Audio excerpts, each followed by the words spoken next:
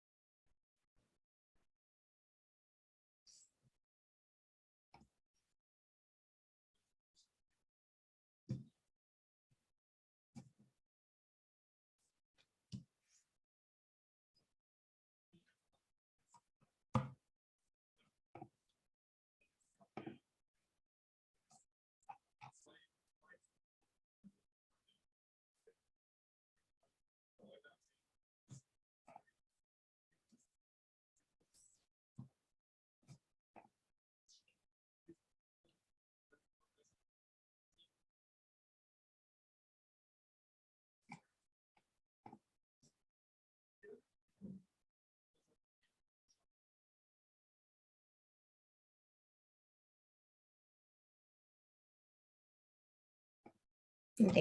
Ivonne Altamirano. Presente, doctora. Buenas tardes. Buenas tardes. Luis Berrospi. Presente, doctora, buenas tardes. Buenas tardes. Angie Burgos. Buenas tardes, doctora, presente. Buenas tardes. Renato López. Presente, profesora. Muy buenas tardes. Buenas tardes. Shair Mendoza. Presente, profesora, buenas tardes. Buenas tardes. Alanis Patiño. Presente, profesora. Buenas tardes. Buenas tardes. Y Alexis Villarroel. Presente, profesora. Buenas tardes. Buenas tardes. Ok. Un ratito que se guarde esto.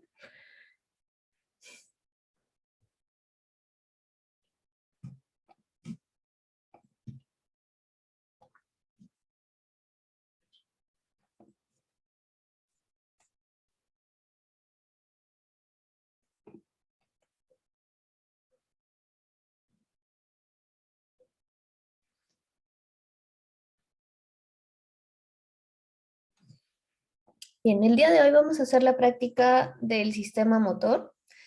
Vamos a empezar con este capítulo que tiene, vamos a ver que tiene varias áreas involucradas, vamos a ver que lo vamos a evaluar con diferentes casos clínicos. El día de hoy nos va a servir este caso clínico a manera de introducción. Vamos a hablar de algunos temas de los que ya se han tocado, en Morfo 2 y vamos a conversar al respecto y a ahondar un poco más sobre estos temas, ¿sí? Entonces voy a compartir mi pantalla para revisar este caso clínico y poder iniciar la clase, ¿sí? Al final de la sesión, si nos queda un poquito de tiempo, vamos a ver un video donde podemos evaluar algunos de los componentes que vamos a hablar el día de hoy. Y también al final de la clase, por favor, me hacen acordar para mostrarles las notas. ¿Sí? Entonces, voy a compartir la pantalla.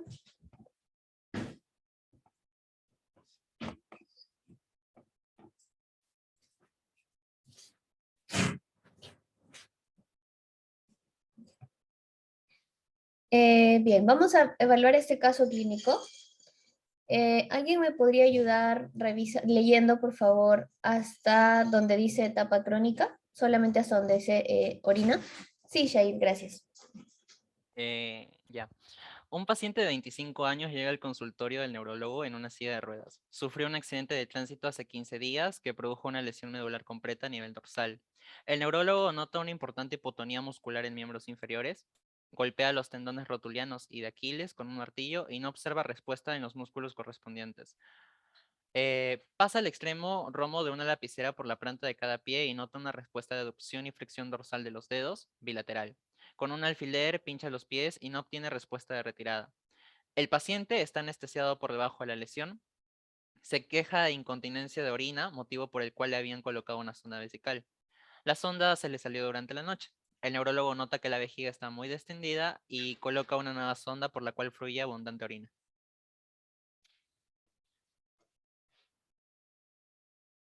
Ok, gracias, Shair. Ya, entonces tenemos este caso de un paciente. Estamos evaluando esta primera etapa del caso clínico. ¿Qué nos llama la atención acá? ¿Qué podríamos resaltar? ¿Qué podríamos relacionar? ¿Qué datos podríamos relacionar para ir haciendo a modo de diagnóstico, e ir sacando algunas conclusiones o qué nos podría llamar la atención de este caso? Ah, ahí. Levantamos la mano a Renato. Sí, profesora. En este caso, yo primero comencé con la ausencia del reflejo rotuliano y la ausencia del reflejo aquileo. Ujú. Cuando hablamos del reflejo rotuliano, nos hace referencia a este reflejo, nos va a valorar los nervios L2, L3 y L4. Y ante la ausencia y ante la ausencia de este reflejo, en este caso por una lesión, podemos tener en cuenta se va a interrumpir la inervación del músculo cuádriceps femoral. Ahora, cuando se habla de la ausencia del reflejo aquileo, este reflejo nos va a valorar a nivel de S1 y ante la ausencia, bueno, y ante la ausencia del reflejo rotuliano más la ausencia del reflejo aquileo, yo puedo deducir que la lesión de este paciente se encuentra a nivel lumbosacro. Entonces, a su vez, esta lesión y a su vez, esta lesión a nivel lumbosacro estaría afectando la inervación, la inervación de la vejiga urinaria, ¿no? La parte parasimpática, simpática y ocasionando el paciente tenga una distensión en la vejiga, ¿no? Ya que no va a haber ese control fisiológico y en el paciente la orina y la vejiga se va a llenar con orina hasta 3 litros de orina, ¿no? Ocasionando esa distensibilidad y prominente en el paciente. ¿Qué más? Y por otro lado, yo puedo decir también que es una lesión de la motoneurona superior, ya que esta lesión se ubica a nivel de la columna vertebral. Y bueno, y esta lesión va a ocasionar pérdida de las funciones motoras y sensitivas. Eso sería, profesora. Renato, la motoneurona superior tiene relación con la función sensitiva? Eh, mm, ¿Cómo era esto? No, y no tiene, no, y no tiene, no. Ok. No, pues Sí. es motora, ¿no? Es de la función motora. Pero claro, quería que quede eso claro porque mencionaste que hay una lesión a nivel de la columna, de la médula, entonces, obvio, la vía sensitiva también se encuentra alterada. Ok, gracias, Renato, muy bien. Angie. Sí, doctora. ¿Me escucha? Primero porque están haciendo bulla en mi casa. Ya, bueno, la cosa es que yo había averiguado que la etapa de shock medular va a ser una etapa transitoria, o sea que va a durar de entre 1 a 4 semanas o 3 por ahí. Y yo también concuerdo con mi compañero Renato, yo también pienso que es una lesión a nivel de la motoneurona, o sea, en el tracto del córtico espinal, que también es de la motoneurona superior, porque principalmente había averiguado que cuando se da, por ejemplo, cuando se da un shock medular, primero las lesiones que van a estar debajo, o sea, los tractos que van a estar, o sea, debajo del nivel de la lesión, se va a ver como las funciones van a quedar suprimidas o no van a existir. También lo que había entendido es que, ¿por qué se va a producir tal vez una pérdida de los reflejos o una hipotonía? Es porque lo había planteado de esta manera, es como que la médula espinal está trabajando normal y de un momento a otro hay como una lesión medular. Entonces la médula, en este caso lo que había entendido, queda como en un periodo de latencia como que se apaga y es por eso que todos los reflejos, toda la hipotonía, o sea, los reflejos se ven disminuidos y la hipotonía también.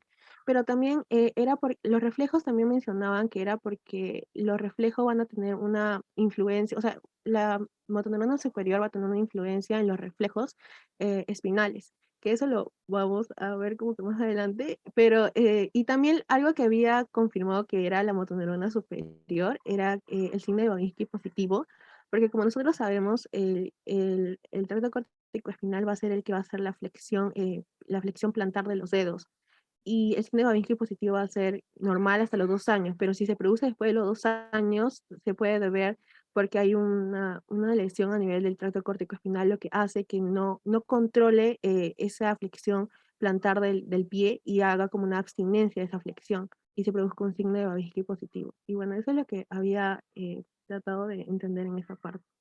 Ujú, perfecto. Muy bien, Angie. Muchas gracias. Alexis. Sí, profesora. Sobre el caso también estoy de acuerdo igual que mis compañeros que la lesión medular pudo haberse ocurrido en la zona lumbrosacra. Y bueno, también nos menciona que el paciente justamente presenta lo que es, está anestesiado, ¿no? Y bueno, esta anestesia que es debajo de la lesión, pues bueno, yo creo justamente que es porque, como nos menciona que es una lesión en la parte dorsal y sabemos que en la parte dorsal es donde llegan las neuronas, bueno, las neuronas con sus terminaciones nerviosas sensoriales son las que llegan a en esta parte dorsal.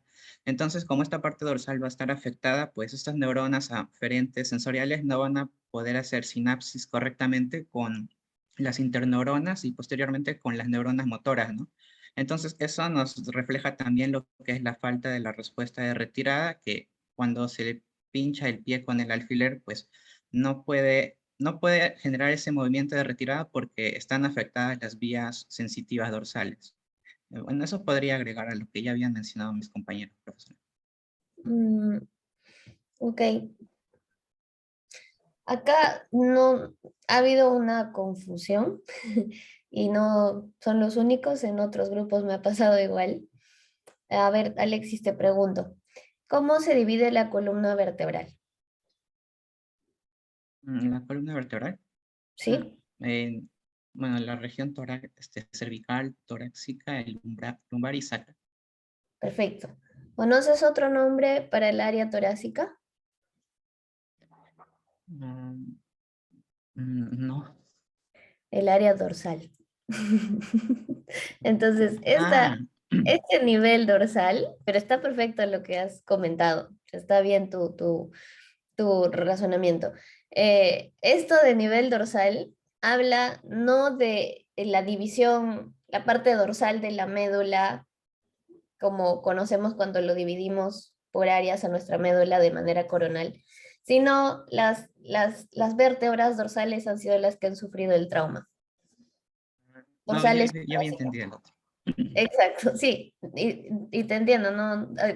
Has tenido compañeros de otros grupos que les ha pasado lo mismo, y está bien. Solamente quiero aclarar eso para ya continuar con esto, porque si no, se pueden seguir confundiendo. Sí, debieron poner torácico, pusieron dorsal. Bueno. Ok, gracias, Alexis, muy bien. Ivonne, Ivonne. ¿Y sigo comentando eso o ya de la etapa crónica? Porque es que igual yo opino lo mismo que mis compañeros. No, si tuvieras algo que agregar, todavía no vamos a llegar a la etapa crónica, nos vamos a quedar un buen rato acá. Todavía hay harto por comentar aquí. ¿Quisieras agregar algo? Ya que yo había leído que la etapa aguda o de shock espinal, o sea, se va a dividir eso La lesión de la médula se divide en dos, en aguda y en la crónica. Ahorita el paciente está en la aguda, donde básicamente él ha perdido momentáneamente, solamente por momentáneamente, ha perdido la sensibilidad, la capacidad motora y autonómica. Entonces, como dice el caso, el paciente, el doctor, al golpear los tendones rotulianos y de Aquiles con el martillo no se observa respuesta, ya que se ve afectado las motoneuronas superiores.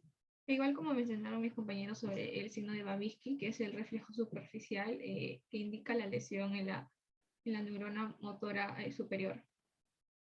No, nada más. Creo que en la parte crónica voy a hablar un poquito más. Ok, está bien, Ivo. Gracias. Shair. Ya, bueno, habla acerca de la lesión medular a nivel dorsal completa y que también el paciente ha llegado en silla de ruedas y ha sufrido un accidente de tránsito, por lo tanto podríamos decir que esta lesión medular es traumática. Unas características de la lesión medular traumática es que afecta al raquis medular y por otro lado, si es que no se diagnostica con tiempo, que es lo que usualmente sucede, podría suceder, acontecer un pronóstico peor en el paciente.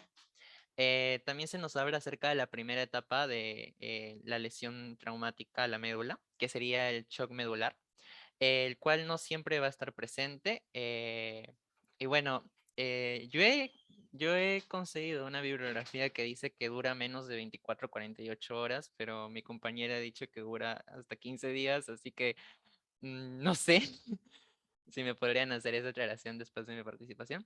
Pero lo que sí sé es que normalmente está caracterizado por la pérdida de un reflejo distal o el reflejo bulbocavernoso, que se mide entre las regiones del arco reflejo de S2 a S4.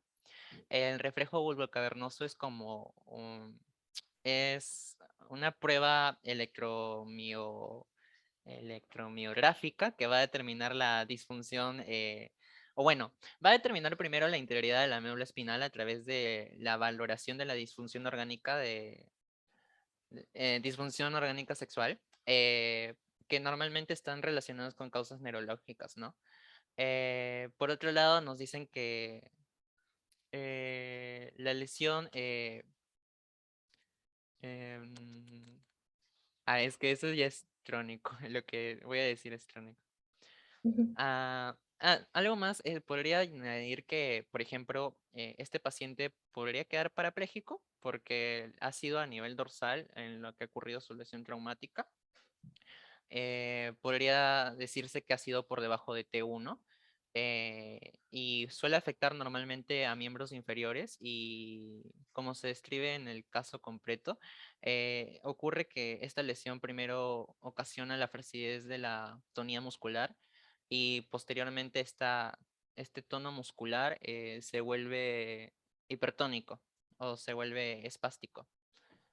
En algunas ocasiones suele llegar a un tronus, que es como ya la exageración total de la hipertonía muscular. Y acerca de mis reflejos, o bueno, de los reflejos, podría añadir algo más a lo que ha dicho mi compañero Renato, que es en cuanto al reflejo rotuliano, su arco reflejo se encuentra entre L2, L3 y L4, y el arco reflejo aquilio, o ahí tengo una consulta, creo que también le llaman de Schaffer, está en el arco reflejo de S1 a S2, el arco reflejo aquileo. Por otro lado, el signo de Babinski, como también ya lo mencionó mi compañera, sería la inversión del reflejo plantar, que sí es normal y no es patológico. El reflejo plantar, ¿no es cierto? La alteración sería el Babinski. Okay. Sí, sería la inversión de esto. Ok, gracias, Shair. Con respecto a tu pregunta sobre, sobre las etapas de la lesión medular, existen muchas divisiones, ¿no? Algunos autores deciden dividirlo en etapa aguda y etapa crónica, siendo la etapa aguda todos los acontecimientos que pasan después de la lesión hasta, dependiendo del autor que leas también, 3 meses o 6 meses en adelante. La mayoría dice 3 meses. El punto es que hay otros autores que esa etapa aguda la dividen en dos, en la etapa superaguda, que es las primeras horas de la lesión, y la etapa subaguda, porque en realidad dura bastante, ¿no? Dura hasta 3 meses. Entonces, en esta etapa superaguda es donde se da la mayor cantidad de cambios iniciales eh, que van a empezar esta respuesta medular. Y es en estas horas en donde se va a dar los cambios más peligrosos, porque al producirse no lo quiero decir por si alguien lo ha leído también, ¿no? Entonces, al producirse estos cambios, podríamos entrar en una etapa crítica para el paciente, por diversas razones que todavía no las voy a decir hasta que terminen de participar en caso de que alguien tenga planeado comentarlo, ¿sí? Pero respondiendo a tu pregunta, Shaira, hay muchas divisiones. Idealmente deberíamos dividirlo en etapa aguda y crónica, siendo el punto de corte más o menos 3 meses, porque es el tiempo que demora la médula en recuperarse y en empezar a establecerse el cuadro clínico real, que es de una lesión de medular completa, ¿no? No voy a entrar mucho en detalle hasta que Gracias, termine. profesora. Sí, comprendo. Luis, te escuchamos. Bueno, para mí la lesión estaba principalmente en 2 vías. Bueno, viene el texto, en 2 vías, tanto en la vía piramidal como en el lado motor, y dentro de la sensibilidad, pues probablemente sea en la vía del hemisco medial. Y la lesión en general, pues sea debajo de T6 probablemente, porque debajo de T6 están los receptores para la sensibilidad de los miembros inferiores a través del fascículo Bracili. También creo que es de la motoneurona, una lesión en la motoneurona superior que dirige justo ahí, se corta la comunicación con los miembros inferiores. También mencionar que lo de la incontinencia de orina, pues probablemente sea por lo mismo de que no hay una inervación del esfínter de la vejiga, por lo cual pues bueno, el paciente orina bastante, se podría decir. Bueno, más que nada mencionar esas 2 vías que había leído que podrían estar involucradas, y que la lesión iba a ser por debajo de T6 muy probablemente. Ok, gracias, Luis. ¿Qué más hay por encima de T6? ¿Te acuerdas, Luis? ¿Qué centros importantes hay por encima de T6? ¿Motores? ¿A eso se refiere? No motores. Me refiero a que nuestro paciente está hemodinámicamente estable. Hemodinámicamente me refiero a algunos sistemas, funciones vitales. No nos hablan nada de funciones vitales. ¿Se te ocurre algún centro importante que esté por encima de T6 o a ese nivel? Porque tú has dicho que está por debajo de T6 y te estoy completamente de acuerdo. Mm, No se me ocurre eh, de repente quizás el nervio vago, que bueno, hace que todo el sistema interno funcione eh, involuntariamente, de repente, no sabría decirle. Mm, por ahí va la cosa. Ok. Ya, ok, gracias Luis. Alanis. Bueno, sí, yo había leído acerca de que en el síndrome de la neurona motora superior íbamos a tener, como se dijo, una fase aguda y también una fase crónica. Y lo que pasaba en la fase aguda era que prácticamente íbamos a tener la hipotonía y también la pérdida de reflejos. Esto pasaba prácticamente porque se dice que iba a haber como un fenómeno que se llamaba el fenómeno de diasquisis, que era en el que una lesión que se daba en un lugar que prácticamente era lejos o distante, podía afectar otras zonas, ¿no? En este caso, podría afectar la función de la neurona motora inferior, que prácticamente era la que recibía, ¿no?, información de los usos musculares para poder dar una respuesta como un reflejo, ya que estas prácticamente son movimientos involuntarios. Entonces, por eso, por ese mismo fenómeno, que también le llamaban como una fase de luto, por así decirlo, teníamos esos mismos síntomas de la hipotonía y la falta de reflejos. Eso en esta parte, porque en la crónica también quería aumentar, pero después. Todavía no. Ujú. Hay algunos cambios. Ok, muy bien, Alani, muchas gracias. Ya, entonces, tenemos un paciente, 25 años, ha sufrido un accidente de tránsito, esta lesión medular, esta lesión medular ha sido completa, ¿no es cierto? Toda la médula prácticamente se ha seccionado a nivel dorsal o a nivel torácico. Tenemos hipotonía, tenemos arreflexia, tenemos Babinski, anestesia, incontinencia urinaria. Lo de la reflexia lo vamos a mencionar, hipotonía también vamos a hablar en un momento con las preguntas, me imagino por eso no he entrado mucho en detalle de eso. El Babinski lo han explicado prácticamente, no es necesario. Lo más importante es saber que este Babinski es muy relacionado a la lesión de primera neurona, motoneurona superior, vía piramidal, las corticoespinal, etcétera. Cuando se encuentra Babinski, lo más probable es que esté relacionado a la afección de estas vías. De esta vía, que es lo mismo, ¿no? Son diferentes nombres. También no tenemos reflejo de retirada a nivel de los pies, relacionado obviamente a la alteración tanto sensitiva como motora. Y la incontinencia de orina. La incontinencia de orina me lo han mencionado, pero me lo han mencionado muy vagamente, muy superficialmente. Quiero escuchar específicamente qué vías se encuentran alteradas a este nivel.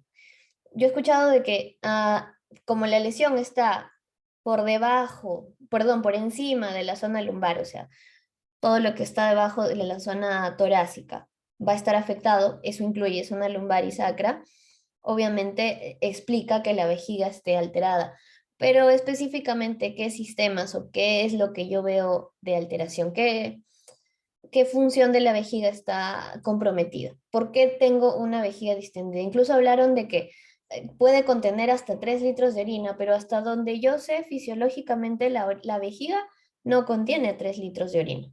Entonces, ¿cómo me podrían explicar eso? Renato. No, de los 3 litros me refería en forma patológica, ¿no? Pero de forma normal, la vejiga puede almacenar de 350 a 500 mililitros. Ahora, la distensión en una persona normal, cuando la vejiga se distiende, lo que va a ocasionar es que los mecanorreceptores envíen señales al sistema parasimpático. Y esto a su vez va a llegar al estímulo, a los núcleos, y va a llegar a los núcleos pontinos a nivel del puente, y así se va a estimular el vaciamiento de la vejiga. Pero en el caso del paciente, al verse afectado la parte lumbosacra, ¿no? La parte tanto sensitiva, la parte tanto simpática, parasimpática, no va a poder enviar la señal hasta el puente. Va a haber una interrupción y por ende la vejiga va a actuar como y va a actuar solamente como un sitio de almacenamiento, eh, sin órdenes fisiológicas, ¿no? Algo así. Está muy bien, Renato. Entonces, lo que dice Renato es cierto. Nosotros tenemos una vía tanto simpática como parasimpática. Acá les voy a compartir un esquemita para poder verlo mejor. Espérenme un segundo.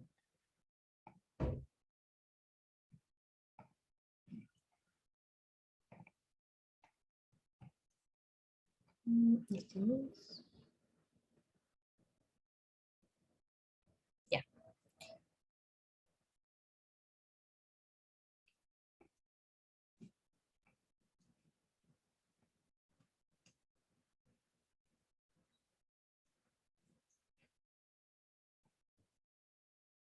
Ok, entonces, como nos han mencionado y como ustedes también lo han revisado, tanto en Morfo 3 como para la práctica, nuestra vejiga está principalmente comandada, regulada por estas vías, ¿no? Simpática y parasimpática. Entonces tiene un control autonómico. Las raíces de estas vías eferentes, tanto simpáticos como parasimpáticas, están a nivel de la cadena lumbar, ¿no? Para el simpático y la sacra para el parasimpático. Tenemos una parte somática. ¿Ustedes qué dicen? ¿Hay control somático a nivel de la vejiga? Sí, Ok, Luis. ¿Por qué? ¿Cómo así? o no.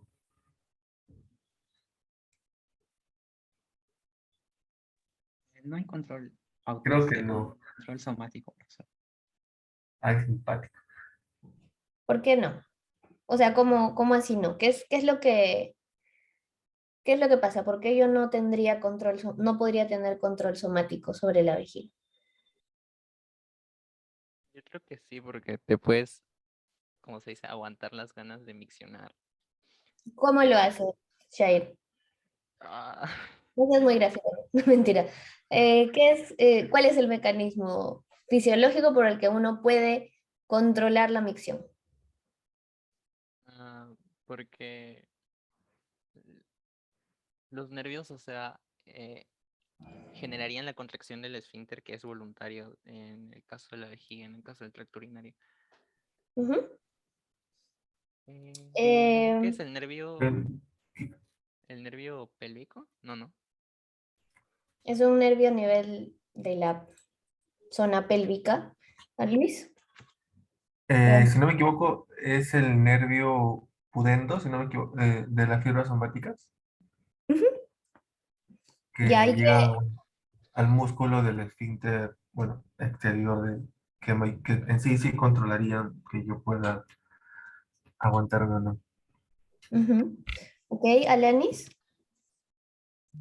Me parece que también los nervios hipogástricos tenían que ver con la relajación del músculo detrusor, que también participaba para el espaciamiento, ¿no? En la orina. Ya, ok. Em, el nervio pudendo, y acá por eso lo hemos puesto en otro color, es la parte somática del control de la micción. Por eso yo les decía la vejiga, la vejiga. Obviamente la vejiga no, nosotros no tenemos control somático sobre la vejiga, pero sí sobre el esfínter externo. Entonces lo que yo hago es contraer estos músculos a nivel del esfínter externo y contraer también los músculos del piso pélvico para no permitir la salida de la orina. O sea, hasta acá, ¿no? Todo esto puede estar completamente regulado de manera autonómica, de manera automática. Incluso se envían señales que ya lo han mencionado ustedes, son sensitivas y son en dos caminos. Uno, que se envía esta señal de unos receptores específicos. ¿Qué es lo que detectan estos receptores? Y aparte sensitiva a nivel de la vejiga. La distensión. ¿Quién contestó eso? La distensión del músculo liso. La distensión del músculo Shair. Mm, O sea, sí, pero ¿El algo te faltó ahí. estiramiento? O no, no. A Sí, ver. a lo que voy es que sí, se estira el músculo, pero también a su vez se estira el urotelio, porque el receptor está en el urotelio. Entonces, al momento de que la orina empieza a llenar la vejiga, va a actuar como un globo, ¿no es cierto? Entonces, porque está relajada, está en la etapa de llenado. Entonces, se va a empezar a distender y eso permite que el urotelio se estire. Y ese estiramiento me activa estos receptores y estos receptores van a enviar señales directas al músculo y también al sistema nervioso parasimpático, ¿sí? En ese caso de la vejiga, sería a través del nervio el nervio pélvico, ¿no? Mm, Ese es, ¿de qué o nervio sea, pélvico? o sea, cuando usted nos dice que a ver, si capté bien, supuestamente se recibe la sensación de estiramiento del urotelio, que es enviado a la médula y posteriormente a la corteza y, eh, o sea, cuando nosotros devolvemos la señal, lo devolvemos por neuronas parasimpáticas, Ujú, que sería el nervio pélvico en este caso. así es. Y eso conlleva a la contracción del detrusor, que era el músculo de la vejiga, si es que no me equivoco. Ah, Ujú, ya, ya. exacto. Entonces, a lo que voy es que esta señal de estiramiento va a llevar esta información, me activa un receptor, ¿no? Se estira, se activa el receptor, se estimula esta neurona sensitiva y esta neurona sensitiva va a ir por la médula, ¿sí? En la vía sensitiva y va a llegar hasta el puente, donde se encuentran centros reguladores parasimpáticos, ¿no es cierto? Entonces se envía una señal de respuesta parasimpática para contraer el detrusor y estimular el vaciado de la orina. A su vez, se nos está indicando de que necesitamos ir al baño, que vamos a tener que ya miccionar. Entonces, de esa manera, yo voluntariamente, controlando mi esfínter externo, aguanto la orina hasta poder ir al baño, ¿no es cierto? Y esto se va a dar de manera no es constante, sino la vejiga no es que te va a mandar señal cuando ya esté en 500 mililitros y no pueda más, sino va a ir mandándote señales a partir de un umbral que nosotros tengamos, ¿no? Puede ser que nuestro umbral esté a 200 mililitros, puede ser que nuestro umbral esté a 150, puede ser que nuestro umbral esté a 300, ¿ok? Entonces, porque cambia en cada persona. Entonces, nos va a enviar. Por eso es que yo puedo quizás aguantar la orina por 1 o 2 horas o por 5 o 10 minutos, ¿sí? Entonces, pero va a llegar un punto en que eso es muy difícil porque ya la vejiga está muy llena. Y como les decía, fisiológicamente, la vejiga solo puede almacenar hasta 500 mililitros. Y estoy hablando de promedios, o sea, puede ser que hayan personas que solamente puedan almacenar hasta 400, hasta 350. Depende mucho de la persona. Entonces, eso. ¿Qué más? Ya, eso desde el punto de vista sensitivo. No tenemos esto con esta paciente, con este paciente, ¿no es cierto? No tenemos este envío de señales sensitivas, por lo que tampoco tenemos una recepción de señales eferentes, de señales para la contracción principalmente. Tampoco tenemos un control completo simpático, ¿no es cierto? Porque las vías simpáticas también han sido cortadas. Por lo tanto, la vejiga, como nos dijo su compañero, va a actuar simplemente como una estructura que no tiene ningún control fisiológico. Va a ser como un globo, que mientras el riñón, porque el riñón sigue actuando normal, ¿no es cierto? Mientras el riñón le siga enviando orina, esta se va a seguir llenando. Y la capacidad como tal de la vejiga, como un órgano, simplemente anatómicamente, es de hasta 3 litros. Entonces puede llenarse de hasta 3 litros de orina sin ningún control autonómico. Entonces es lo que está pasando en este paciente. Y sabemos de que el control simpático y parasimpático no solamente está a nivel del detrusor, sino también a nivel de los esfínteres, ¿no es cierto? Entonces este control tampoco se está dando a este nivel, por lo tanto la orina se rebalsa, no tiene un correcto control. O puede llenarse sin lograr vaciarse. Entonces, al paciente no tener un correcto control de esfínteres ni de el llenado y vaciado de la vejiga, necesita una sonda, porque de lo contrario, el paciente podría tener el esfínter interno contraído y no liberar la orina. Entonces, la vejiga se empieza a llenar y eso puede generar problemas, muchos problemas diversos. Entonces, empezando por dolor, puede haber una perforación, puede haber un retorno de la orina hacia el riñón, un montón de complicaciones realmente. Entonces, por eso se le coloca la sonda, ¿no? Porque este esfínter interno no está funcionando correctamente, está predominantemente este sistema simpático de alguna manera todavía funcionando, entonces podría ser. Entonces el paciente tiene una fase de llenado muy exacerbada. Entonces funciona como un globito, se empieza a llenar, a llenar, a llenar y no hay cómo vaciarlo. Entonces le ponemos la sonda hasta que eso pueda hacer genere sus cambios, porque eventualmente esto va a cambiar. Ya, sigamos con nuestro caso.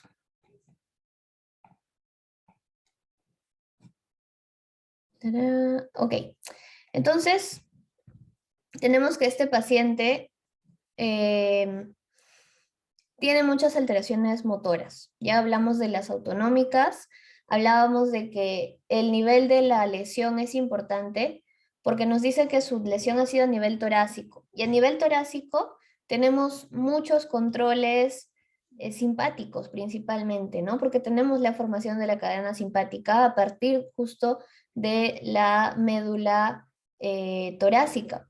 Entonces, en este paciente podríamos inferir que no se han alterado estos centros, principalmente cardiovasculares, porque no nos habla de que tenga alguno de estos problemas relacionados o que en algún momento haya estado hospitalizado por algo así. O sea, el paciente aparentemente ha tenido esta lesión neurológica, probablemente lo han hospitalizado, lo han evaluado y luego le han dado rápido de alta. No sería la misma historia si el paciente tuviera una alteración neurológica autonómica a nivel cardiovascular, que simplemente no se podría controlar las funciones vitales, porque no hay control neurológico de ellas. Es muy diferente tratar de controlar una alteración cardiovascular por volumen, por depresión de volumen, por ejemplo, una hemorragia, que una alteración cardiovascular desde una causa nerviosa, como es esta, que son muy complejas, muy difíciles de manejar. Ya, a ver, vamos a trabajar en estas preguntas. Me interesa porque aquí nosotros tenemos la oportunidad de hablar a fondo de muchos aspectos motores. Entonces, voy a hacer las preguntas así como están en este cuestionario y por favor quiero que nos centremos solamente en la pregunta que estoy haciendo.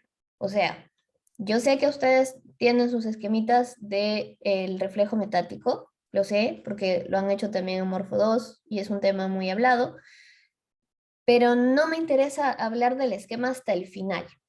¿Ok? Entonces, cuando den su respuesta, no me den el esquema, solamente hablemos de lo que está en la pregunta, ¿de acuerdo? Ok, entonces la primera pregunta es, ¿qué reflejo está evaluando el neurólogo al golpear con el martillo los tendones de los músculos esqueléticos? ¿Alguien levantó? Ivonne. ¿Ivonne? La primera pregunta es, el doctor está evaluando el reflejo mitótico, ya puede ser el reflejo rotuliano o el aquiliano. Este se va a dar por el estiramiento de los receptores, en este caso va a ser el uso muscular. Ivonne. ¿Me escucha? Solamente el nombre. ¿O qué está evaluando? No de nada del receptor, nada, porque eso es no sé si has visto, la pregunta siguiente habla de eso. Entonces, ¿qué nombre conoces al receptor? Al reflejo. Reflejo miotático o de estiramiento muscular.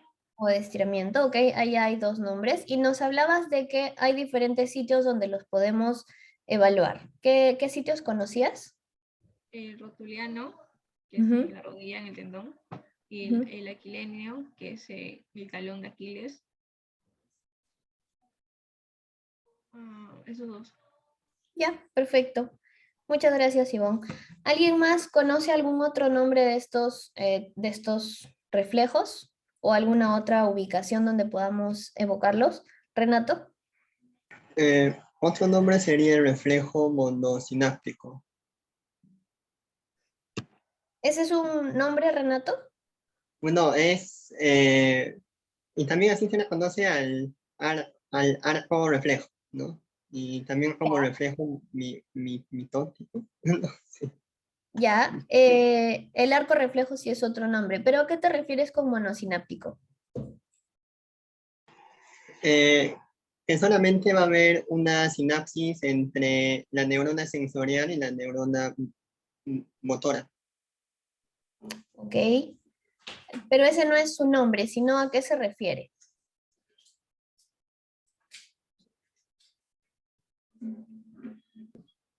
Eso sí no sabría, profesora, exactamente. Bien, ok. ¿Alguien más? Quizás conozcan Sí, Angie.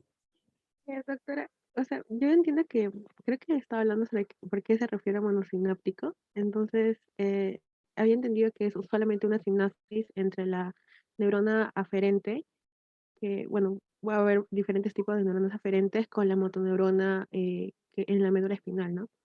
Esa es la que había entendido como monosináptico. Ujú. Y, o sea, ¿por qué? Ese no es su nombre, o sea, no es el reflejo monosináptico, sino se refiere a otra cosa. Están en lo correcto. Una característica, o sea, ¿a Es qué se refiere? Ajá. Exacto. Es una característica. Cuando nosotros revisamos este tema, hay algunos libros que nos lo dividen de esa manera.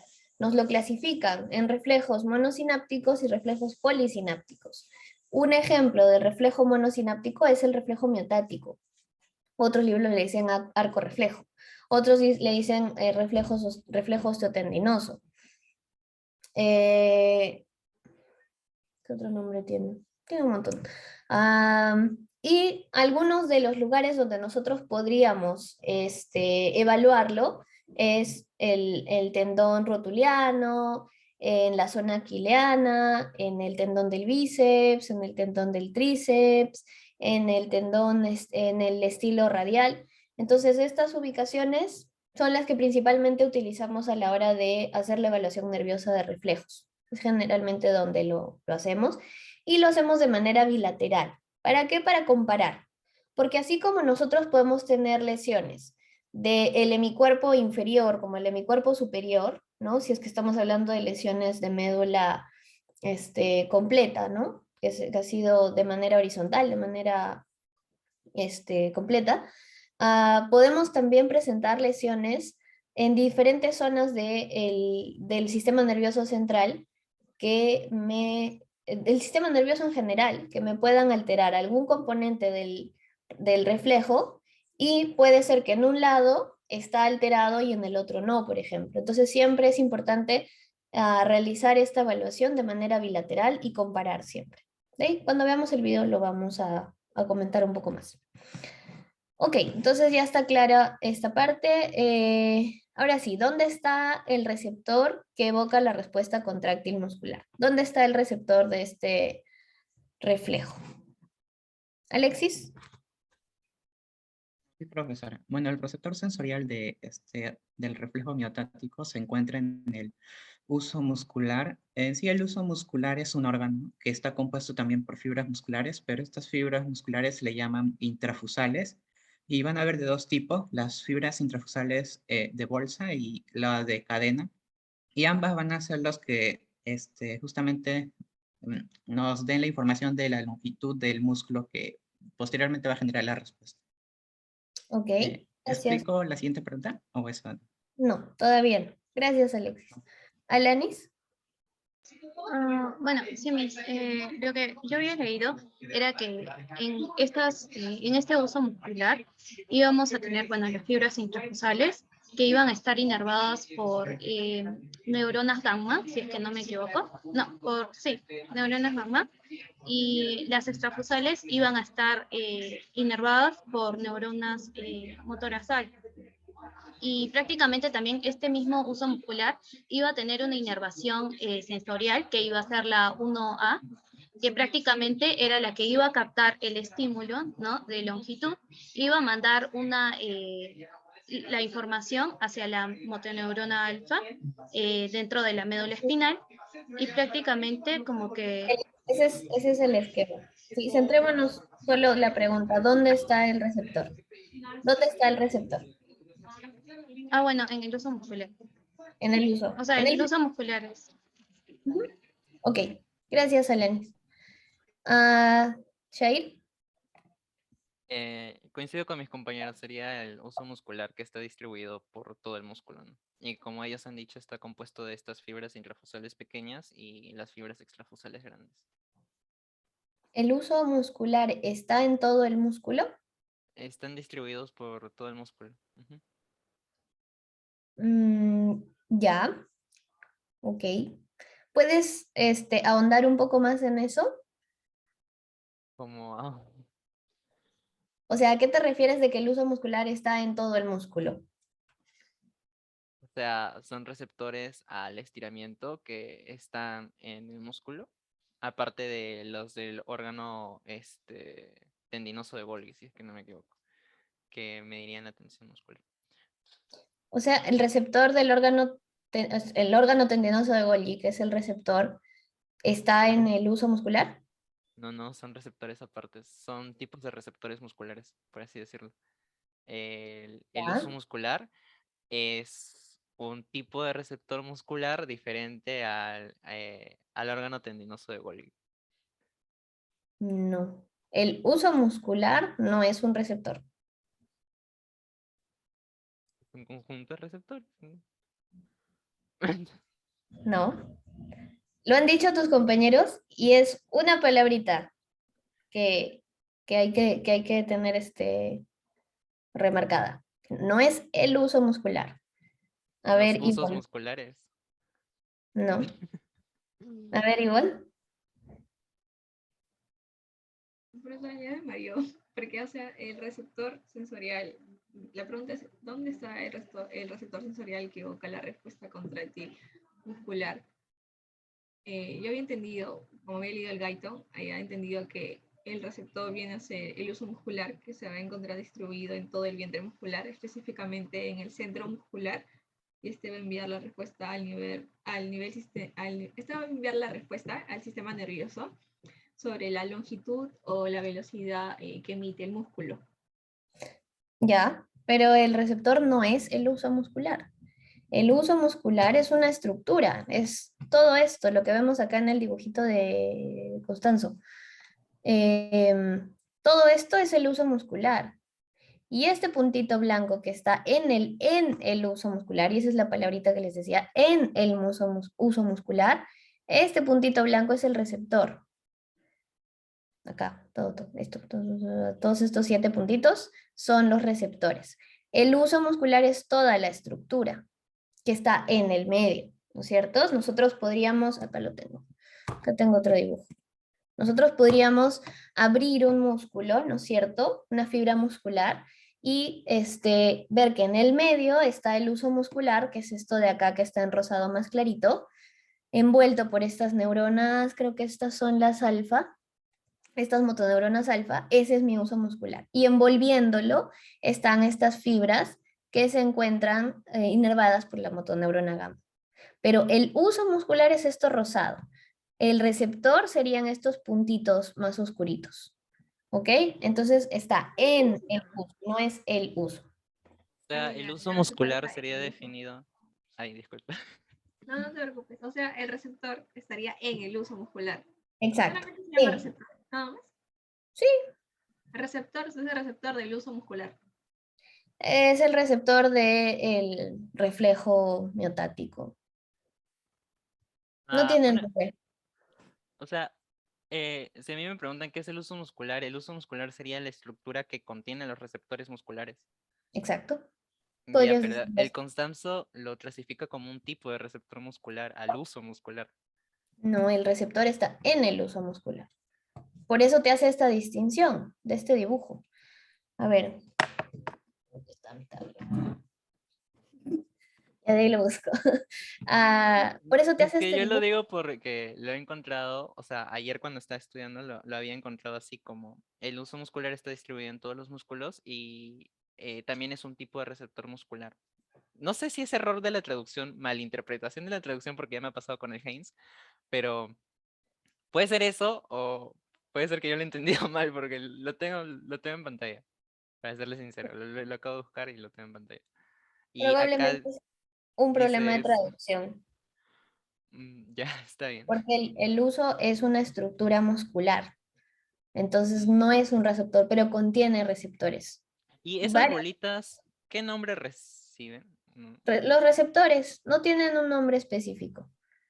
Los Ah, receptores, en este caso para el reflejo metático. vale, vale. Gracias, Ujú. profesora. Por eso se hace esta pregunta acá, porque generalmente se hace esa confusión. Ya, entonces el receptor está en el uso muscular, ¿ok? Ah, ya, listo. Entonces la siguiente pregunta, que ya algunos han ido mencionando algunas cosas, ¿cómo explica que el golpe en el tendón logra activar el receptor? ¿Cuál es el estímulo que me activa este receptor? Luis. Luis. Bueno, el cómo explica el golpe del tendón, pues sería, digamos, eh, recibe el golpe en el tendón, recibe a través de los receptores vía de los nervios sensoriales aferente, llegan a la médula, luego al cerebro, pero todo esto en la raíz dorsal de la médula. Luis, Luego, díganme, Luis, disculpa, la pregunta es, ¿cuál es el estímulo que activa este receptor? ¿el golpe? ¿A eso se El golpe. refiere? Ya, pero ¿qué hace el golpe? El golpe, o sea, la presión esa, ¿es la que te activa el receptor? ¿Cuál es el estímulo que activa ese receptor? Ahí no lo tengo claro. No te preocupes. Angie. Sí, doctora, había leído en el Constanzo que, como sabemos, cuando se produce ese reflejo miotáctico, o sea, las fibras extrafusales se van a estirar, las intrafusales se van a estirar, pero las intrafusales van a estar como inervadas por las aferentes 1A, ¿no? Y estos aferentes decía que medía como la velocidad de cambio de longitud, entonces, ¿podría ser eso? O sea, como cuando se cambia, porque se va a estirar, entonces, ¿podría ser ese el estímulo? No sé. Sí, exacto, exactamente eso. Shair. No, iba a decir lo mismo, que el estímulo sería el estiramiento de los usos musculares a través de las vías aferentes 1A que llevarían esa sinapsis en las motoneuronas alfa, pero ya sería describir el arco reflejo que usted, y eso es lo que no me está pidiendo. Ok, ha dicho Angie algo muy importante, la velocidad del estiramiento. Muchos libros o algunas páginas nos dicen el estiramiento y ya, pero no es solamente el estiramiento, es la velocidad del estiramiento. Sí, y eso nos lo dice Guyton, y creo que también Costanzo. Em, el receptor que se encuentra a nivel del uso muscular capta ese cambio de longitud, ¿sí? Del músculo, o sea, ese estiramiento, pero con una velocidad específica. Y eso se da a una velocidad específica.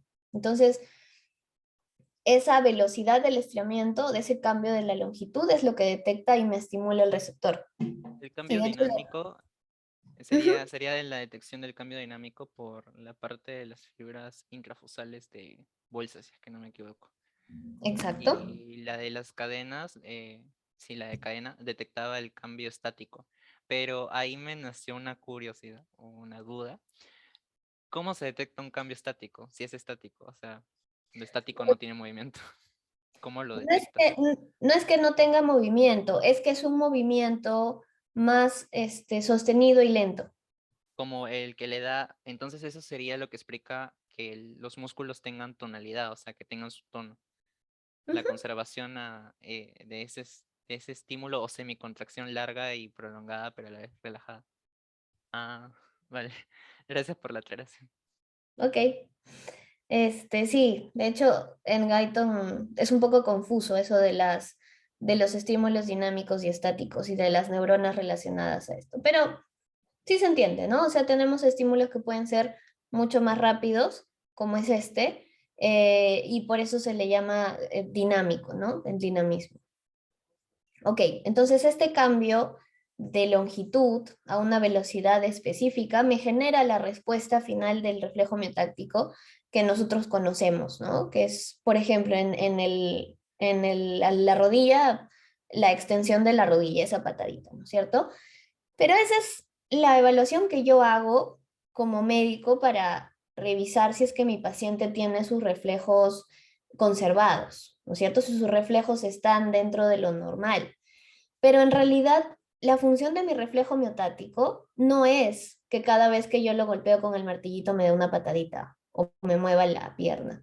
Esa no es la función. ¿Cuál es la función del reflejo miotático? ¿Para qué me sirve el reflejo miotático? O sea, ¿cuál es la razón fisiológica de que exista un reflejo miotático? Alexis. Sí, el reflejo miotático, la función fisiológica vendría siendo de una manera de protección cuando hay algún estiramiento muy forzado hacia el músculo para evitar que haya un desgarro. Y por eso genera la contracción. Ya, ok, un estiramiento. ¿Nos podrías dar un ejemplo? Eh, a ver, un ejemplo sería... eh, bueno, del órgano tendido seguro es más fácil de ejemplo. ¿Cómo? Un ejemplo, no recuerdo bien, profesora, pero, o sea, cuando el músculo se estira demasiado, cuando hay un gran estiramiento, eh, eh, eso sería lo que activa el reflejo miotático para evitar que haya un daño al músculo. Es lo que leí en el libro, pero un Ok, ejemplo específico, no recuerdo. no hay problema, Alexis.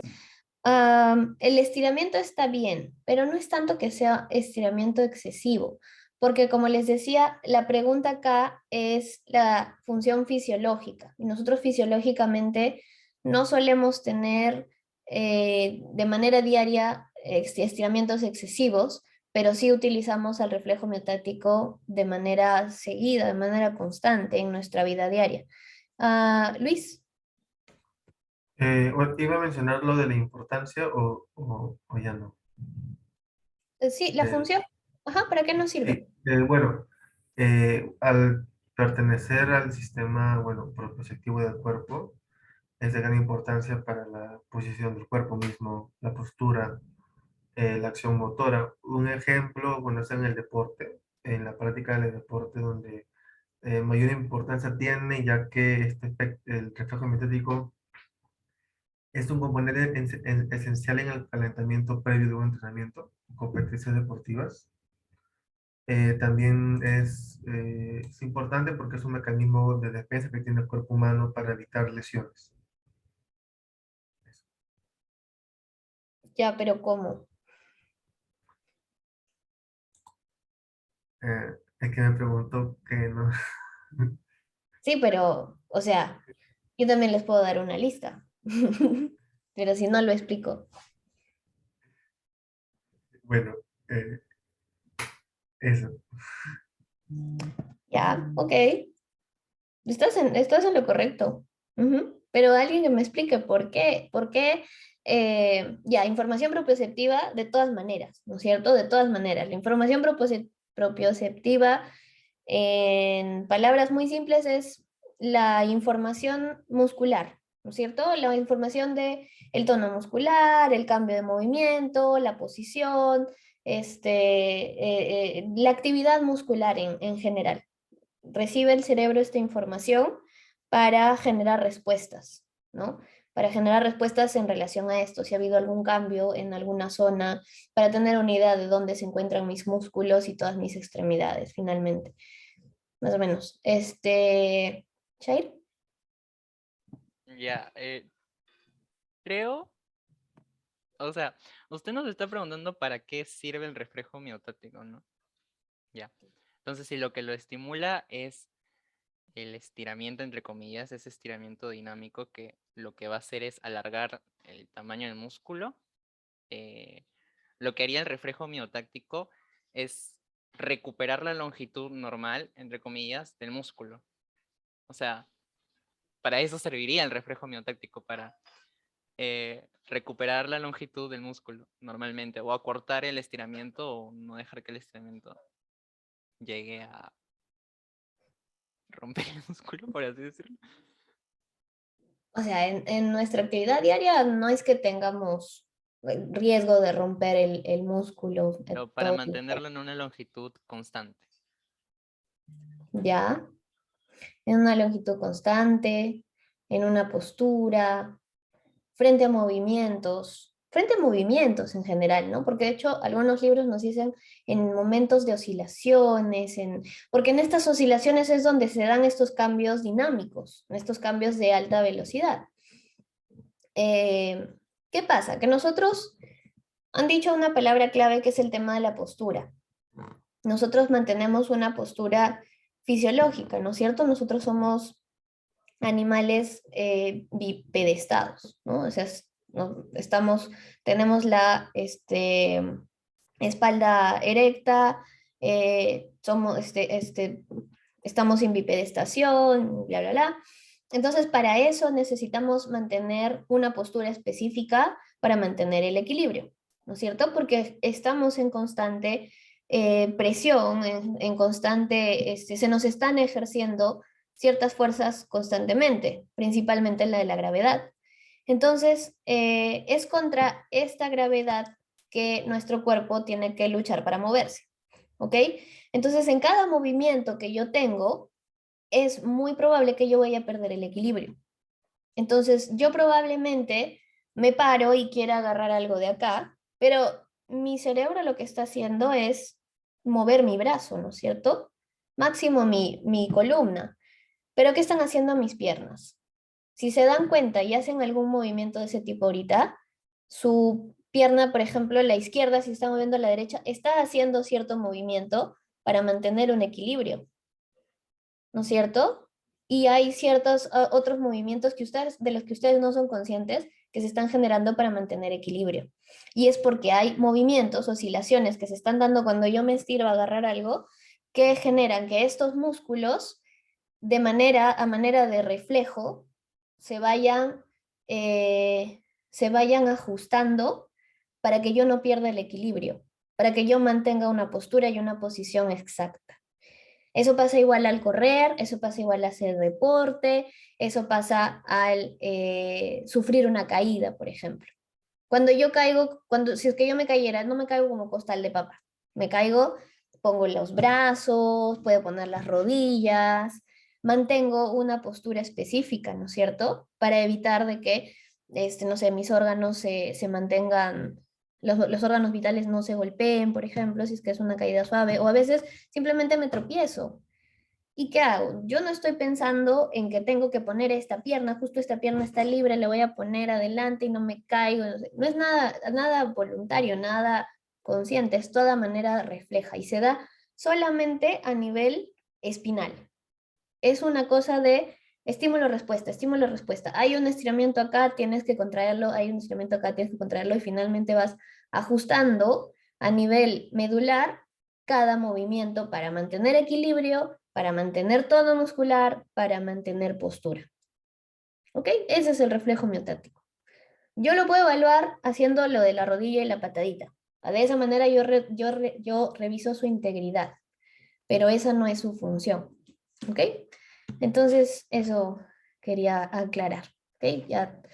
Y de hecho, hay algunos libros, no sé si es el Borón, porque el Borón siempre da ejemplos así medio raritos, donde nos dice de que de hecho nosotros podemos entrenar a estos reflejos. Entonces nosotros podemos de alguna manera hacerlos más exactos.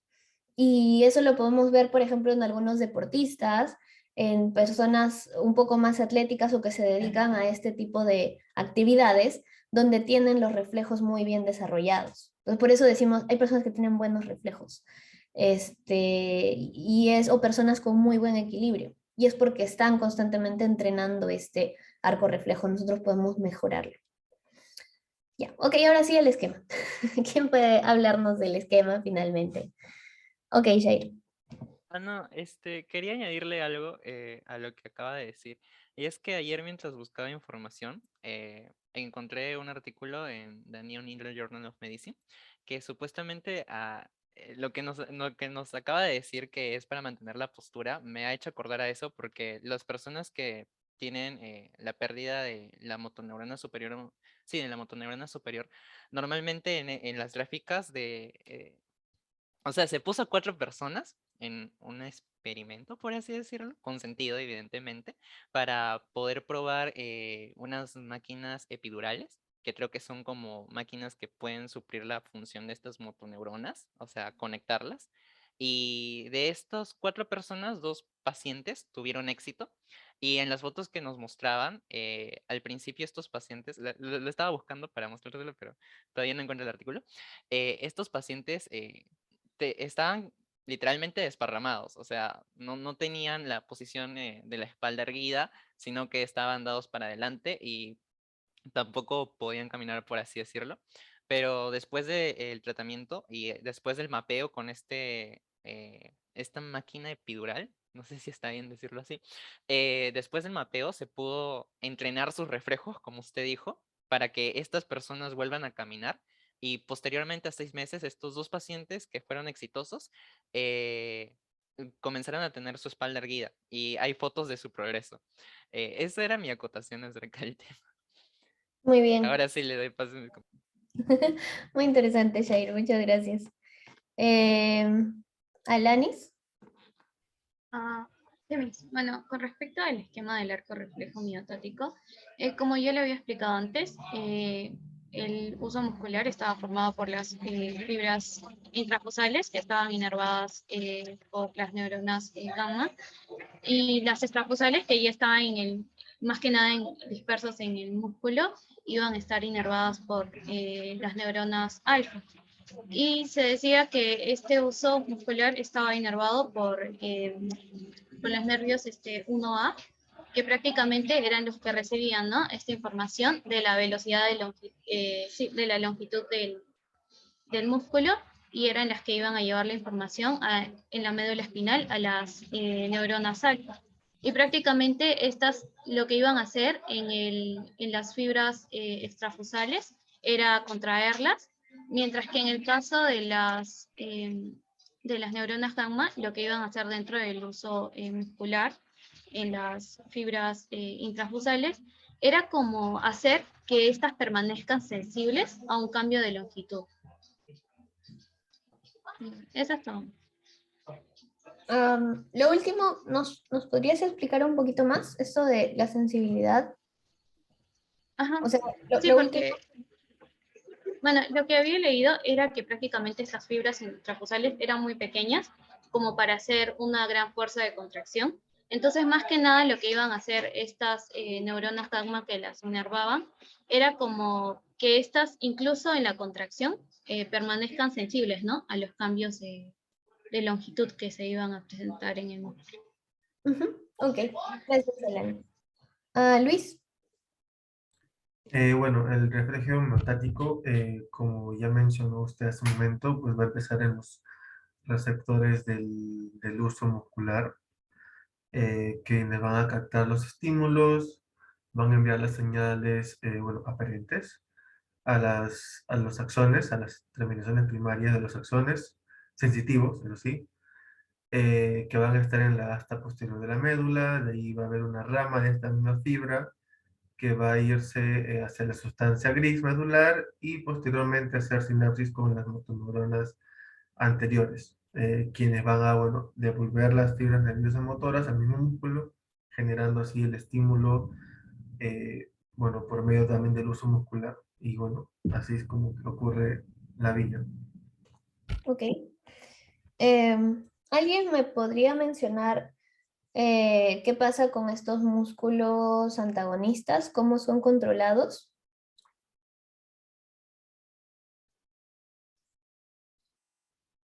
Angie.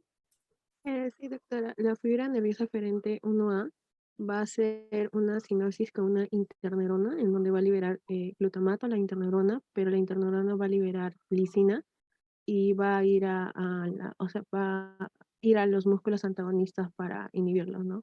Para que se pueda dar con con total tranquilidad la contracción en los músculos homólogos. Exacto. Muy bien. Ok, vamos a conversar un poco de esto. Ok, ya han mencionado la mayoría bueno, en realidad todo. Lo del reflejo miotático, ¿sí? Nosotros tenemos este tendón, ¿no es cierto? El tendón del cuádriceps. Y este tendón del cuádriceps, ¿no es cierto? Al formarse, ¿no? Por estos 4 músculos, es este grupo muscular, son 4 musculillos, que me forman un tendón común. Y ese tendón se forma aquí y no se inserta hasta la tibia, entonces me rodea toda la rótula, toda la rodilla, y se inserta en la tibia. ¿Ok? Entonces cuando yo aplasto con mi martillito, lo que estoy haciendo es empujar esto a esta zona articular, ¿no es cierto? Este tendón lo empujo. Y eso genera que al empujarlo nosotros jalamos esto, ¿no? Y obviamente este músculo está insertado, entonces lo jalamos, ¿no es cierto? En esta dirección. Entonces al jalarlo lo estiramos. Este martillo hace un movimiento, nosotros cuando hacemos el golpecito, no es un golpe de que lo agarro así, ¿no es cierto? No es, no es así, o sea, no es contundente. Es prácticamente un movimiento pendular. Y si se dan cuenta, golpearlo así es muy diferente que hacer esto. Cuando yo hago esto es un golpecito pequeño, un golpe rápido. A diferencia de si hago esto, que es un golpe contundente, no sé, no sé cómo describirlo, pero al yo hacer este movimiento pendular y golpear rápidamente el tendón, voy a generar este cambio de longitud y a una velocidad rápida, lo que me permite estimular al receptor. Porque si yo lo hago de la otra manera, van a ver que es muy difícil evocar este reflejo. Y lo van a ver cuando vean con sus pacientes o cuando practiquen entre ustedes. Ya, ok. Esta información es llevada por la neurona frente al grupo 1A. Estos receptores lo que hacen es activarla a manera de aumentar su frecuencia de activación. Y bueno, me lleva la información a la motoneurona alfa, se contrae el cuádriceps. Y a su vez, a modo complementario, que es lo que pasa en cualquier movimiento, tenemos estas interneuronas, ¿no? Las interneuronas de Renshaw, que lo que me hacen es ayudarme a controlar el movimiento, hacerlo más fácil, hacerlo más preciso. Es decir, que si necesito que se extienda la pierna, contraigo el cuádriceps y no tengo nada, ninguna fuerza que se oponga a este movimiento, es decir, los músculos flexores. Si yo necesito extender, inhibo los flexores y eso se hace con la interneurona de Renshaw. Y lo vemos acá a modo de potencial de acción para no olvidarnos cuando funcione mi mouse. Y acá. Ya, entonces tenemos este esquema que es el mismo, ¿sí? Que siempre tenemos. Tenemos nuestra neurona sensitiva que está en celeste, ¿no es cierto? Entonces mi receptor, ha habido un estiramiento, mi receptor se ha activado y activa la frecuencia de activación de mi neurona sensitiva, del grupo 1A. Esto se traduce en un potencial de acción, ¿no es cierto? Se genera el potencial de acción de mi neurona sensitiva. ¿Qué hacen las neuronas cuando se despolarizan, cuando hay potencial de acción? Liberan neurotransmisor. Y nos han dicho, sus compañeros, su compañera nos dijo, que libera glutamato, ¿no? Es excitatorio. Por lo tanto, a donde esté conectada esta neurona sensitiva, va a generar potenciales excitatorios postsinápticos. Y efectivamente, está con la rojita y está haciendo sinapsis con la moradita. Entonces, acá tenemos un potencial excitatorio postsináptico en la motoneurona alfa y un potencial excitatorio postsináptico en la interneurona. Entonces se despolarizan, se genera potencial de acción en ambas. En la motoneurona alfa, ¿qué se libera? ¿Qué neurotransmisor se libera después de este potencial de acción? ¿Acetilcolina? Acetilcolina, perfecto. Acetilcolina, entonces se libera acetilcolina a nivel de la placa mioneuronal y se contrae el músculo, se contrae el cuádriceps. Perfecto. La interneurona, ustedes lo han dicho, libera glicina. Por lo tanto, esta interneurona está haciendo sinapsis con la motoneurona alfa, pero de los músculos antagonistas. Entonces, al liberar glicina, hiperpolariza a mi motoneurona alfa, pero del músculo flexor. Por lo tanto, no se puede excitar esta neurona, por lo tanto, no va a haber liberación de acetilcolina a nivel de los músculos flexores y se van a mantener relajados, generándome una facilidad para que los extensores se contraigan. ¿Ok? Claro, eso ya lo sabíamos. Ok, entonces, siguiendo con las preguntas. Siguiendo con las preguntas. Nosotros tenemos que, en la fase de shock espinal, ¿no es cierto? Nosotros teníamos hipotonía, arreflexia. ¿Por qué, ¿por qué tenemos esta hipotonía y arreflexia en esta fase?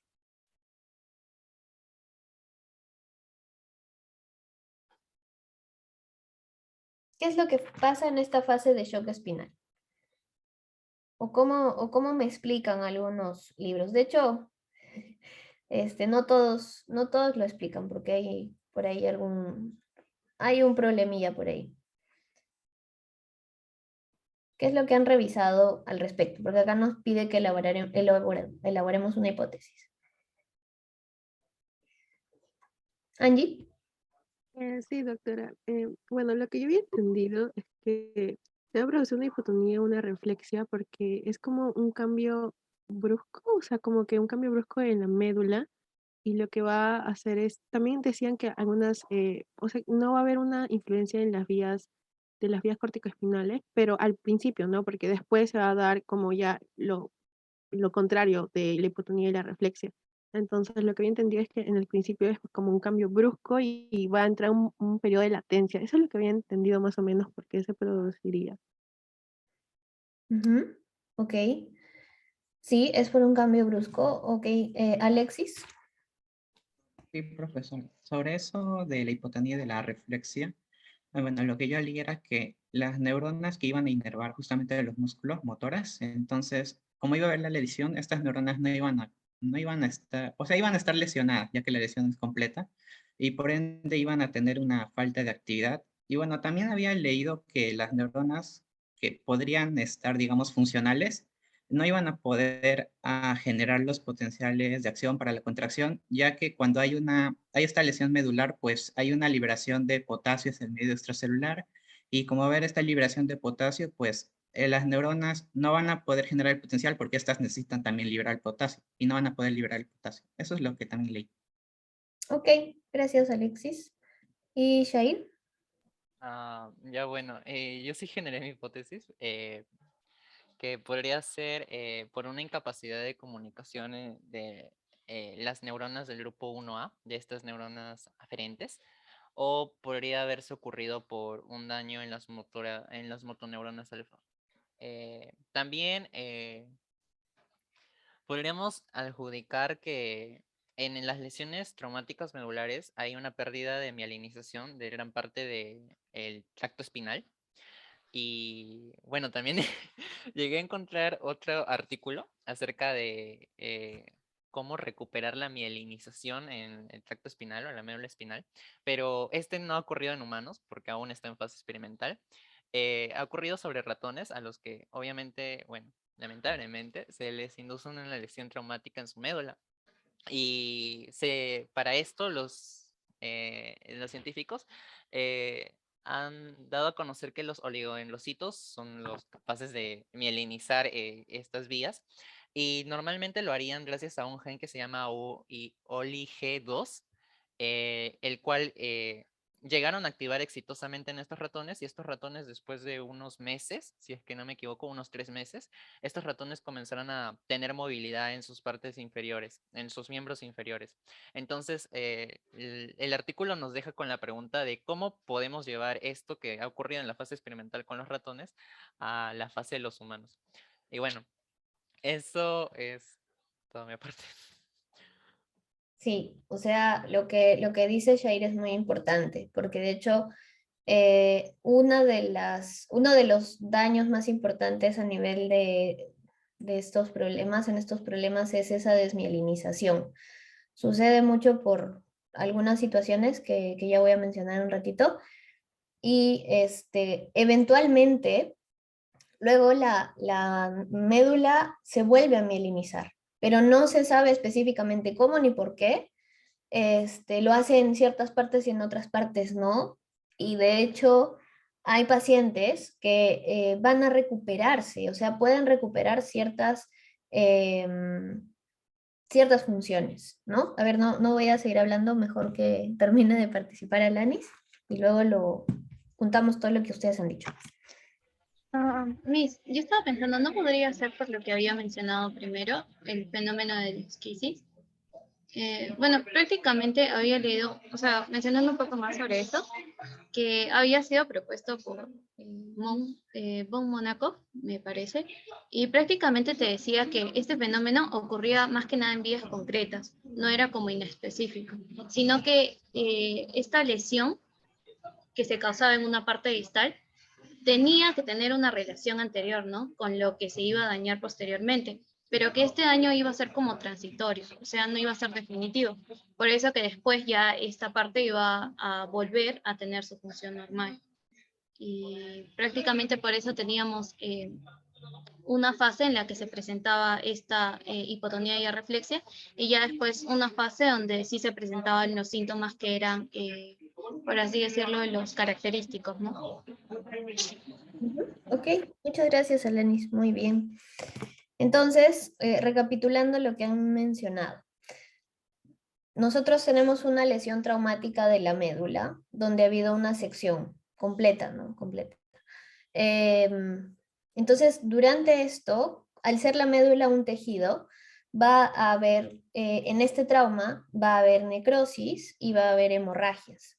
Durante estos procesos de necrosis y hemorragia van a haber cambios celulares importantes, porque al generarse una necrosis va a haber liberación de contenido intracelular al extracelular, lo que es altamente tóxica para otras células. Nosotros sabemos que cuando se da un proceso de necrosis, esta necrosis se extiende hacia otros lados. Entonces, para evitar eso, existen respuestas de la médula. La principal es este bloqueo completo.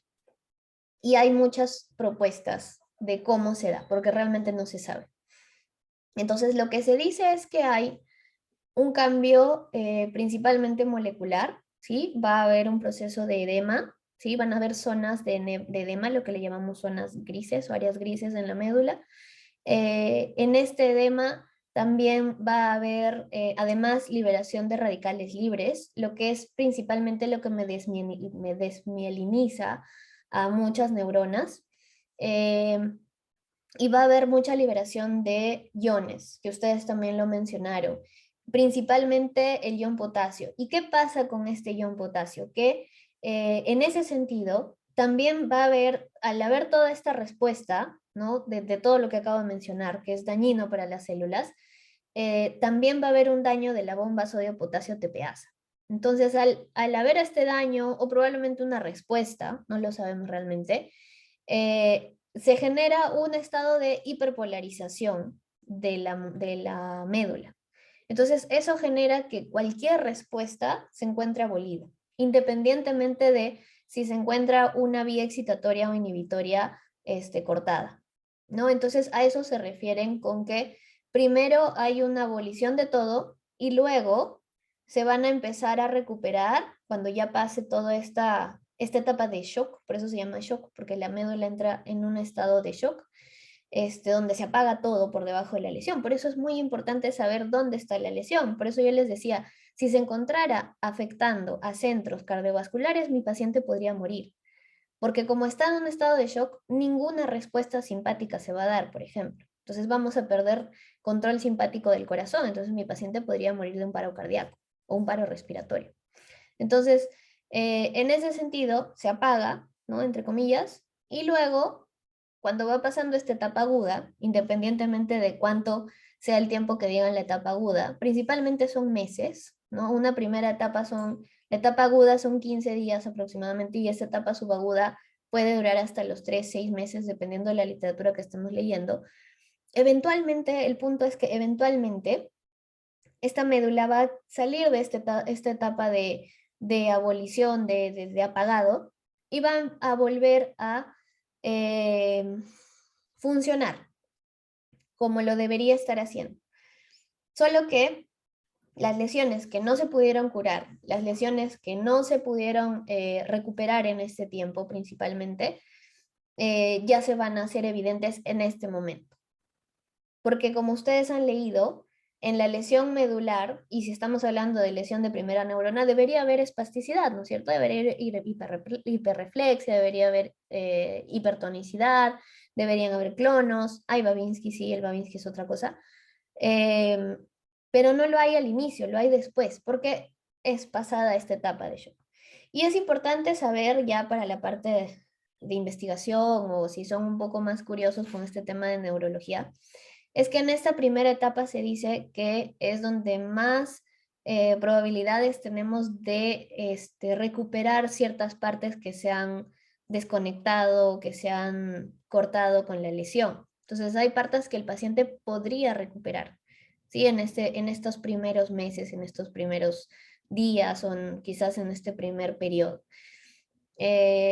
Porque sí, se ha visto que hay partes que podrían estar lesionadas y que eventualmente la médula puede regenerar, puede remielinizarse en algunas áreas y generar otra vez estos circuitos que quizás se habían perdido.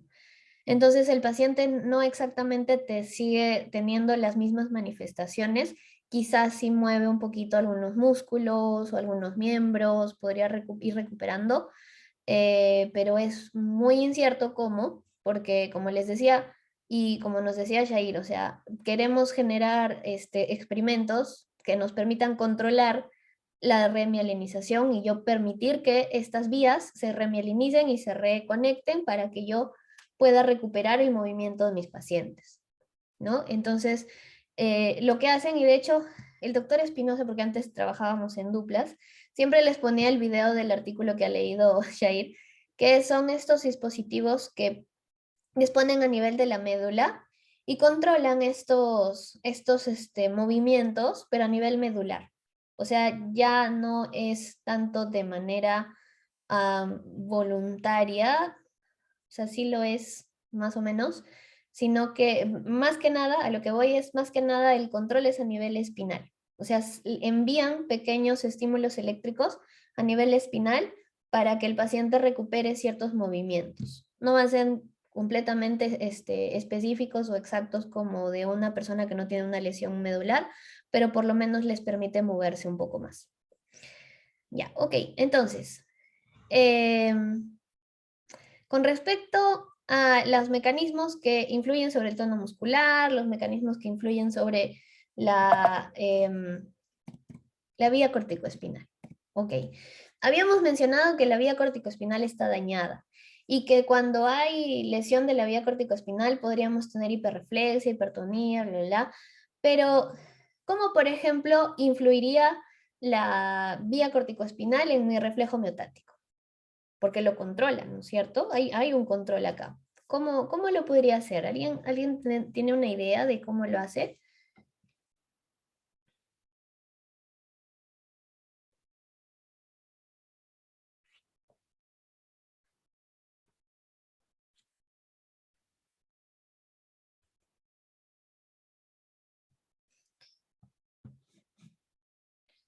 ¿Saben qué tipos de interneuronas hay?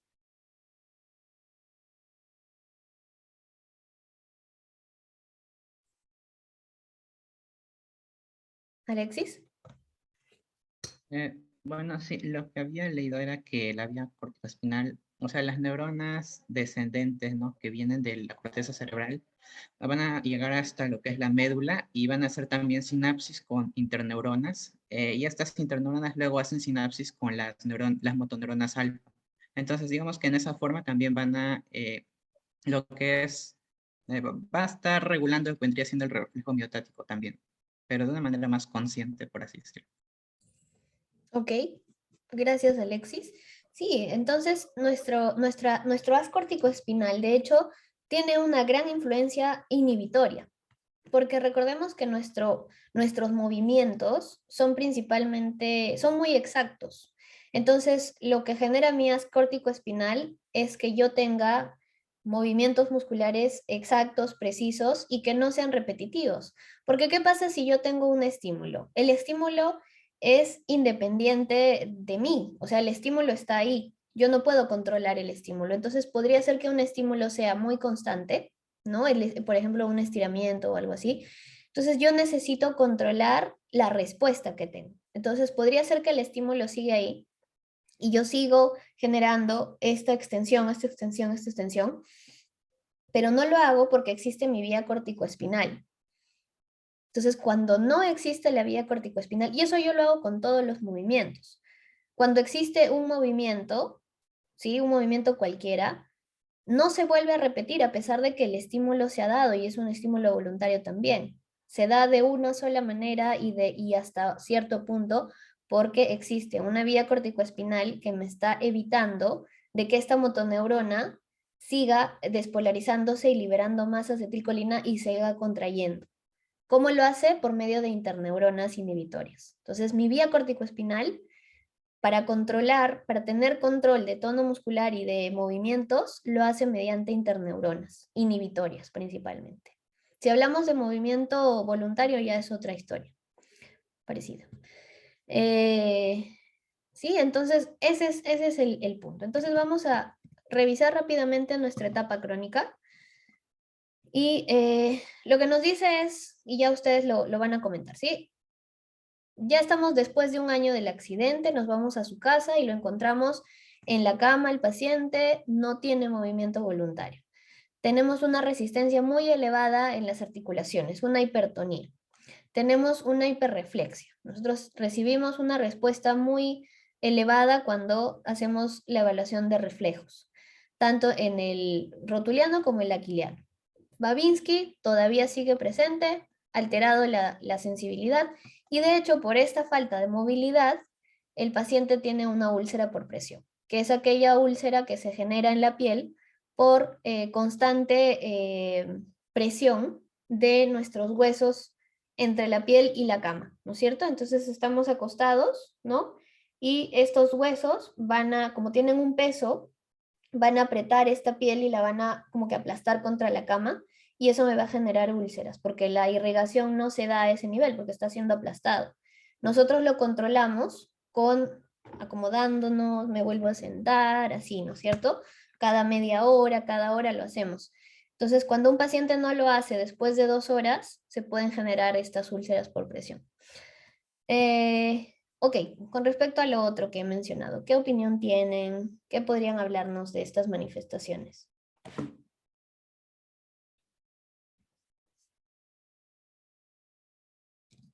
Sí, Angie. Doctora, antes una pregunta. ¿Eso de la tonicidad estaría regulado por la motoneurona gamma? El tono muscular es por la motoneurona Ajá. gamma, exacto. Pero también influye la vía corticoespinal. O sea, y puede influir a otras vías, porque lo que pasa es que yo había encontrado un gráfico en el SNEL que decía que también influían las fibras vestibuloespinales o tactoespinales, Sí, pero en este caso sería la corticoespinal, ¿verdad? en este caso vamos a hablar solo de la córtico-espinal, pero la Ah, siguiente clase vamos a hablar de más vías. ok. Ajá. Ujú. Ah, ya. Bueno, y con respecto a lo que estaba preguntando, ¿por qué se va a producir una hiperreflexia o una hipertonicidad? Es porque ya no va a haber una influencia, lo que pasa es que como se ha producido una lesión medular total, ya no va a haber una influencia de la vía corticoespinal de la motoneurona, entonces ya no va a haber ese centro que lo va a controlar. Es por eso que se va a producir todo exageradamente, y por eso yo diría que se va a producir como una hipertonía, una hiperreflexia. Exacto. Muy bien, Angie. Entonces, como decíamos, la influencia corticoespinal es principalmente inhibitoria. Entonces, si yo no tengo esa influencia, vamos a tener estas respuestas. Alanis. Bueno, concuerdo con mi compañera, porque había leído algo de que, por ejemplo, en el caso de la motoneurona inferior, lo que pasaba era que al ya no estar al mando de la motoneurona superior, porque prácticamente esta estaba dañada, esta se liberaba, ¿no? Y ya esta motoneurona inferior como que actuaba irregularmente y por eso se producía esta hiperreflexia. Por ejemplo, me llamó la atención aquí en donde se habla de como una hipertonía y también, si no me equivoco, hablaba como una resistencia muy elevada cuando intentas movilizar pasivamente las articulaciones, y había leído algo del reflejo de cierre de navaja, que prácticamente se daba cuando, o sea, intentabas pasivamente flexionar, ¿no? Una parte de una articulación, y al principio se oponía resistencia, y ya después prácticamente era como que se relajaba súper rápido y se flexionaba muy rápido. Y esto era prácticamente porque había una alteración de respuesta del órgano tendinoso de Golgi. Y así. Está muy bien. De hecho, el signo de la navaja no lo describe en este paciente, probablemente lo tenga, pero lo vamos a ver en un paciente la próxima semana y está muy bien como lo ha explicado Alanis. Ya les voy a poner ejemplos la próxima semana, pero sí, el signo de la navaja es muy buen ejemplo de cuando se pierde el control corticoespinal a nivel, por ejemplo, del reflejo miotático inverso.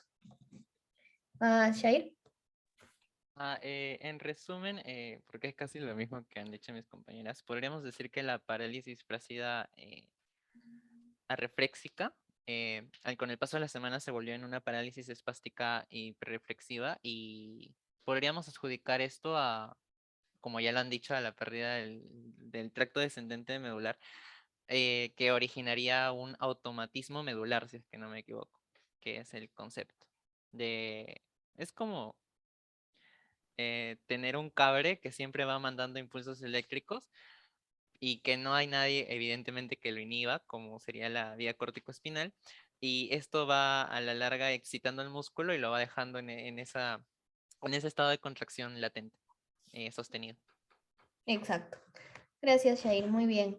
Entonces, sí, a nivel medular, nosotros nos quedamos lamentablemente con muchas vías excitatorias. Nos quedamos con como uso muscular se encuentra también constantemente contraído o en contracción, también se va a encontrar hiper excitable. Entonces, vamos a tener una mayor respuesta ante los estímulos y generalmente son, como les decíamos, excitatorios, por lo tanto, de contracción. Entonces, como lo dicen, ¿no? Su motoneurona inferior o la segunda motoneurona se encuentra constantemente excitada y no tenemos ningún centro de control inhibitorio, como es principalmente la vía corticoespinal. Ok, la próxima semana vamos a revisar estas otras vías, ¿sí? Vamos a hablar un poquito más de estas otras vías de control motor. Y vamos a hacer otros casos también parecidos. No se olviden de revisarlo, ¿sí? Ok, no hay tiempo para el video, pero les voy a compartir el link para que lo revisen. Es simplemente un video de exploración neurológica, donde pueden ver algunos ejemplos que dice un doctor. Lo explica muy, muy chévere. Es simplemente clínico, no es nada fisiológico ni nada. Por ahí da datitos interesantes. Habla también del movimiento especial que hay que tener con el martillo. Creo que es neurólogo, así que dice que siempre hay que usar martillo y toda la vaina. Que está en lo cierto, ¿no? Pero a veces se enojan un poquito cuando no usas martillo, usas otra cosa que tengas a la mano y pues se ofenden. Entonces da algunos datos así. Sí, Luis, justo estaba por mostrar las notas. Y ya, bueno, entonces revisen ese video, es interesante. Y es a modo para hacer más práctica esta sesión, ¿no? Ya, ok, acá están sus notas. Listo, entonces ahí pueden revisar sus notas de la semana pasada. Otra vez, lo que está debajo del 4 es la nota y lo que está en azul es la actitudinal.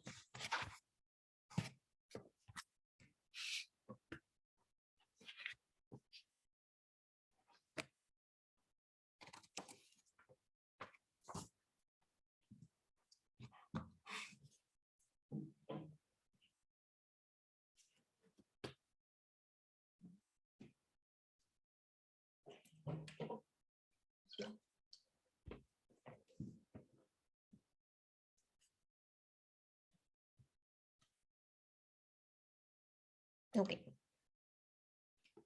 Entonces, todo bien con sus notas, ¿no es cierto? Listo. Entonces, nos vemos la próxima semana. Que les vaya bien, chicos. Chau. Luego, Miss. Claro. Luego, Hasta doctora. luego, Hasta luego, doctora. profesora. Chao, chao.